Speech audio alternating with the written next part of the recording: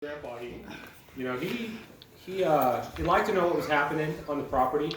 So anytime somebody would drive up on the property, he would get on his four-wheeler because he would see their car, he would hear the dogs barking, and he would drive up to them and he would say, "How do you know Johnny?" And if they didn't know him, if they were just passing by, he would tell them to get off the property.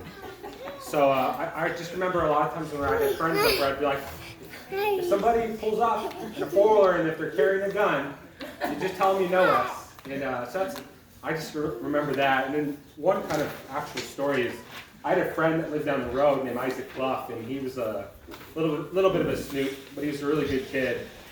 And before he lived up on the hill, he had his trailer, and next to it he kind of had this shed, and he had all these shelves and everything. And Isaac, we were hanging out, and Isaac was looking through all of the drawers. And Grandpa came out and saw it, and he could have gone an invasion of privacy, but he just went up to him and kind of got behind him and he said, "What did you lose in there?" And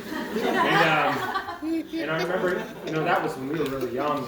Even 10 years later, when he saw Isaac, he told everybody around us that story. And every time we talked about Isaac, because Isaac went into the military, he would always share that story. And but that's just the kind of person he was. He had a really good sense of humor, and he tried not to let those types of things kind of phase him. Thanks, James.